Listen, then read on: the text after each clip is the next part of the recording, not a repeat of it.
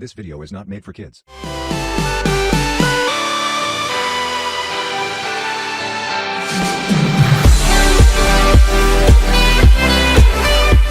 Hello and welcome everyone to Manu का ज्ञान। आज हम लोग पढ़ने वाले हैं टोपी शुक्ला चैप्टर।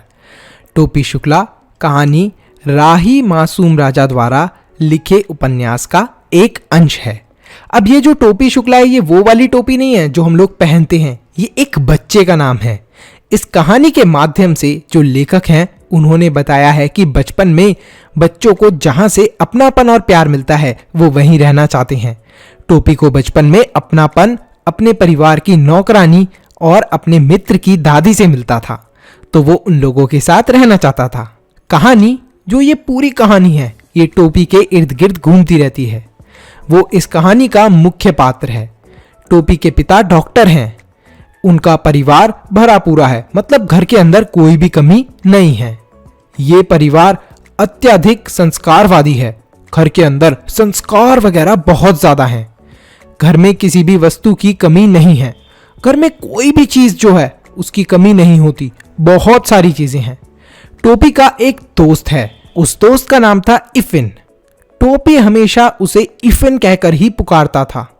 इफिन को बुरा बहुत लगता था इस बात का, परंतु वो फिर भी उससे बात किया करता था क्योंकि दोनों एक दूसरे के बिना अधूरे थे। दोनों के घर अलग अलग थे, दोनों के मजहब वो भी अलग अलग थे, फिर भी दोनों में खैरी दोस्ती थी, दोनों में प्रेम का रिश्ता था। अब आखिर टोपी और इफिन का असली नाम क्या था? और यही दोनों इस पूरी कहानी के मेन कैरेक्टर हैं। तो जो बाल भद्र नारायण शुक्ला थे उनका निकनेम था टोपी, मतलब अब आपको टोपी का असली नाम पता चल गया। और सैयद जरगम मुर्तजा यानी कि इफिन, मतलब इफिन का जो पूरा नाम था वो था सैयद जरगम मुर्तजा, काफी लंबा चौड़ा नाम है। इफिन के दादा और परदादा प्रसिद्ध मौलवी थे। अब मौलवी कौन होते हैं? जो आपने मस्जिद वगैरह देखी है, जैसे मंदिरों के अंदर पंडित होते हैं, चर्च के अंदर फादर होते हैं, ऐसी मस्जिद वगैरह के अंदर मौलवी लोग होते हैं। इफिन के दादा परदादा ये सब लोग मौलवी थे। वे जीवित रहते हुए हिंदुस्तान में रहे थे, परंतु उनकी लाश को करबाला ले जाकर दफनाया गया। इफिन के पिता जो उनके खानदान में पहले बच्चे थे जो कि हिंदुस्तानी थे। इफिन की जो दादी थी वो मौलवी परिवार से नहीं थी, वो एक जमींदार परिवार की थी, पूरब की रहने वाली थी उनकी दादी। उनकी ससुराल लखनऊ में थी जहां गाना बजाना बुरा माना जाता था, और इसी वजह से इफिन के जो पिता थे उनकी शादी के समय उनके मन में विवाह के गीत गाने की इच्छा हुई थी, परंतु इफिन के दादा के डर से उन्होंने गाना नहीं गाया। उन्हें इफिन के दादा से केवल एक शिकायत थी कि वे सदा मौलवी बने रहते थे। अब जो मौलवी लोग होते हैं ना, जैसे आपने पंडित लोगों को देखा होगा, थोड़े से स्ट्रिक्ट होते हैं। आपने देखा होगा जब पंडित जी के पास जाओगे तो काफ़ी स्ट्रिक्ट होता है उनका नेचर, रूटीन वगैरह फिक्स होता है। इसी तरीके से मौलवी लोगों का भी रूटीन फिक्स रहता है। तो यहाँ पर जो दादी थी उनकी एक ही शिकायत थी कि वो हमेशा मौलवी बने रहते थे। इफिन की दादी जब मरने लगी तो उन्हें अपनी माँ के घर की याद आने लगी। इफिन उस समय स्कूल गया हुआ था। उसे अपनी दादी से बहुत प्यार था क्योंकि उसकी दादी रात के समय उसे बहुत ही प्यारी प्यारी कहानियां सुनाया करती थी। दादी पुरबिया भाषा बोलती थी। अब ये पुरबिया भाषा कौन सी है? पूरब की जो डायरेक्शन के अंदर भाषा बोली जाती है उसे हम लोग पुरबिया भाषा बोलते हैं, जो इफिन को बहुत अच्छी लगती थी। टोपी को भी जो इफिन की दादी की पुरबिया भाषा थी वो बहुत अच्छी लगा करती थी। टोपी को इफिन की जो दादी थी वो बहुत अच्छी लगती थी कि ऐसा लगता था मानो कि वो उसकी माँ से भी अच्छी हैं। लेकिन टोपी को अपनी दादी से नफरत थी। वो इफिन के घर जाकर उसकी दादी की बातें सुना करता था। टोपी बहुत मजे आते थे उसे इफिन की दादी के साथ बैठने में। एक दिन टोपी ने अपने घर में जैसे ही अपनी माँ के लिए अम्मी शब्द का प्रयोग किया, उसी क्षण उनके घर के अंदर तूफान आ गया। घर के अंदर तूफान कैसे आ सकता है? मतलब सब लोग घर के अंदर भड़क उठे। मां से ज्यादा उनकी दादी को गुस्सा आया। टोपी ने अम्मी शब्द का इस्तेमाल कैसे करा? बाद में टोपी की बहुत पिटाई हुई। टोपी की माँ ने उसे बहुत मारा। उसके भाई मुन्नी बाबू ने माँ से झूठ कह दिया कि मम्मी मम्मी देखो टोपी कबाब खाकर आया है, जबकि कबाब तो मुन्नी बाबू ने खुद खाए थे। सबने मुन्नी बाबू के झूठ को सच समझ लिया और टोपी के पास बहुत ज्यादा जाकर पिटाई करी उसकी, और उसकी कोई भी बात नहीं सुनी। टोपी के पास अपनी सफाई देने का कोई रास्ता ही नहीं था। अगले दिन टोपी स्कूल गया। तब उसने इफ्फिन को सारी घटना बताई। अरे यार मेरी तो बहुत मार पड़ी, मुन्नी बाबू ने झूठ बोल दिया घर पे। भूगोल के चौथे पीरियड में दोनों स्कूल से भाग गए। उन्होंने दुकान से केले खरीदे। अब पंचम की दुकान से उन्होंने केले क्यों खरीदे? क्योंकि टोपी केवल फल खाता था। टोपी इफ्फिन से कहता है क्यों ना हम लोग अपनी दादी बदल लें। इफ्फिन ने कहा ऐसा नहीं हो सकता। भाई तुम्हें पता है ऐसा क्यों नहीं हो सकता टोपी? क्योंकि जो मेरी दादी हैं वो मेरे पिताजी की माँ भी तो हैं, इसलिए हम लोग इतनी आसानी से दादी नहीं बदल सकते। इफ्फिन ने उसे दिलासा देते हुए कहा फिक्र मत करो टोपी, तुम्हारी दादी जल्दी मर जाएंगी, क्योंकि बुढ़े लोग जल्दी मर जाते हैं। इतने में नौकर आता है। भागा भागा। नौकर आकर सूचना देता है इफ्फिन को, तुम्हारी दादी की मौत हो गई है इफ्फिन। शाम को जब टोपी इफ्फिन के घर गया तो वहां पर सन्नाटा पसरा पड़ा था।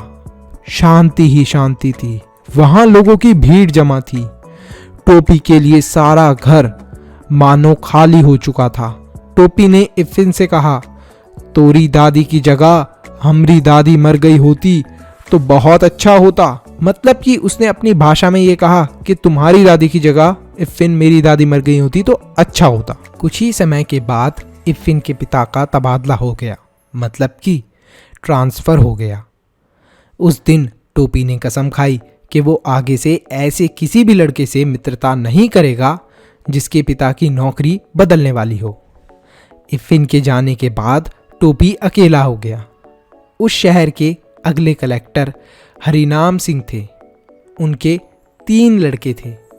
तीनों लड़कों में से कोई उसका दोस्त ना बन सका।